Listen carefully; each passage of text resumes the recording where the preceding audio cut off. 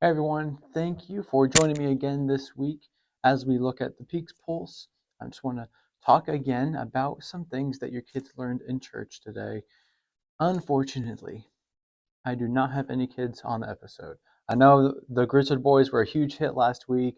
They did much better than me, but you're stuck with just me this week. So I'm sorry about that, but we are going to read a few verses here about what your kids learned today in church. So we were in Acts chapter 4, and just a few verses here of Peter and John being arrested. While they were speaking to the people, the priests, the captain of the temple police, and the Sadducees confronted them because they were annoyed that they were teaching the people and proclaiming in Jesus the resurrection of the dead. So they seized them and took them into custody until the next day, since it was already evening. But many of those who heard the message believed, and the number of men came to about 5,000. Man, we could just continue to see the Lord at work in this early church, and we see him at work today, which is amazing that God chooses to use us.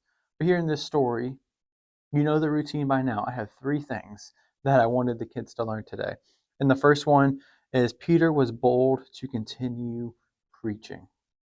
He preached the truth of the gospel of what happened to Jesus, how they were the ones that killed, crucified him, but also how Jesus conquered death and how it is by believing in Jesus that we are saved.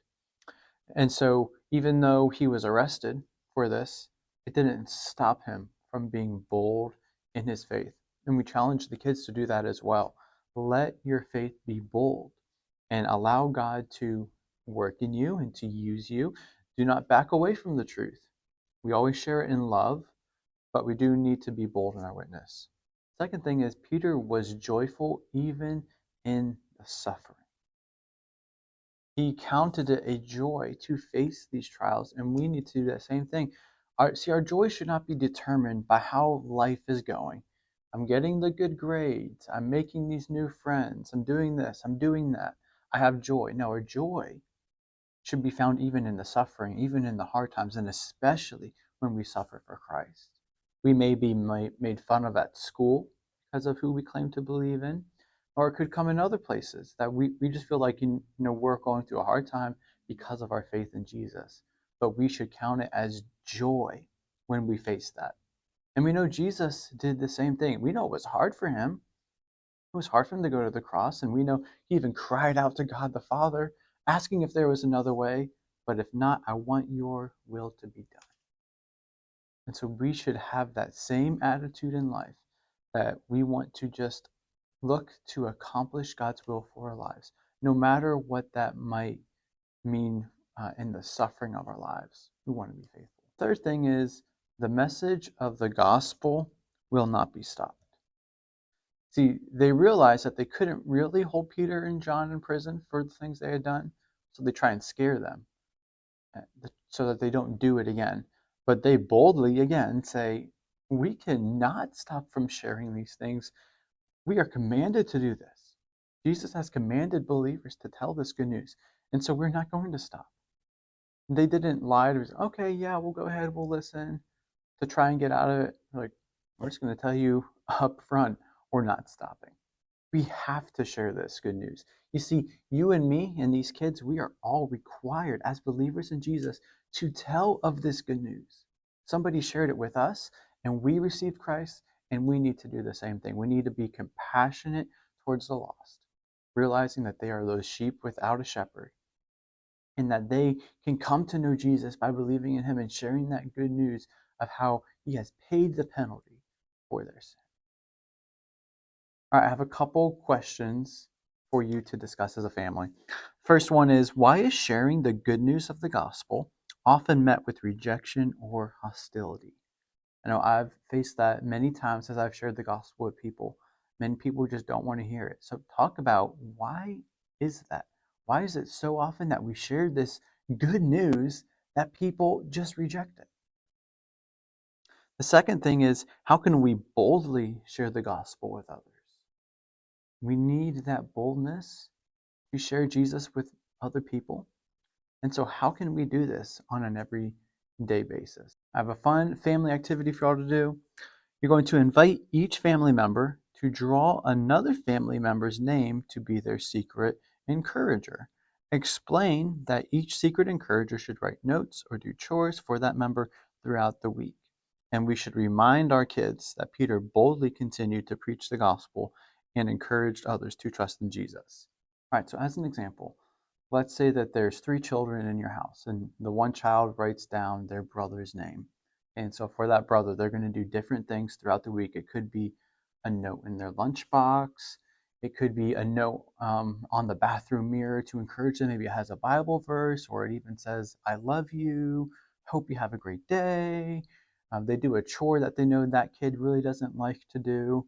So they're looking all week long, how can I serve this person in my family? So each of your family members are going to do that, and you would do it as well with your kids, and whether you do it for your spouse or for one of your children, just a fun family activity to trying to encourage one another throughout this week. I have a few announcements for you. The first one is Kids Day Out registration. That is coming to a close on Wednesday. Wednesday is the last day to register for that. We are partnering with our senior adults where they're going to be taking some cards of the kids in our children's ministry, dedicating to pray over them.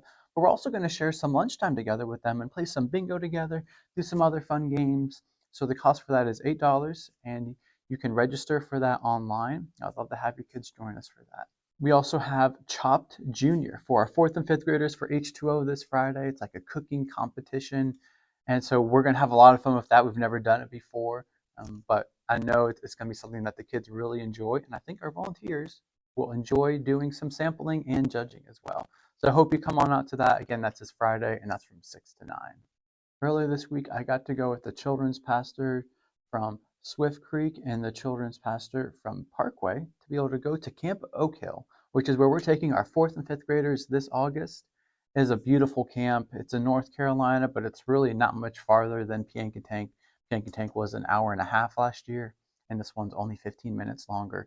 So it's not much of a difference, but they are going to love it. When we were getting a tour of the campus, we were getting really excited just seeing the different things that we have. They really have more things to offer as well. And so we are so excited to be able to do this. We're working on what our theme is going to be and all the lessons and the scheduling right now. The registration doesn't open for a while, but I just wanted to let you know that that's something that you can look forward to. And at least right now, you can just put it on your calendars for August 5th through the 7th. It's going to be a blast. This is for kids who are currently in 4th and 5th grade.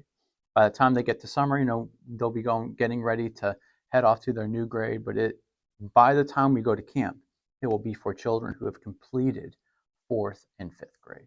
So I really hope your kids can join us for that. It will be a great time of fellowship, getting with other churches and kids of their age.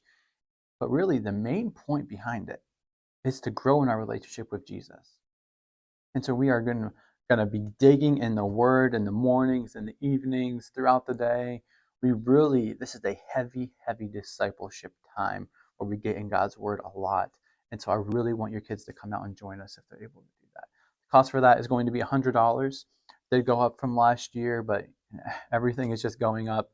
And so we just had to keep raising the prices, unfortunately. But the good news is Sports and More Camp and Kids Camp, those prices have stayed the same. But that's all I have for you for this week.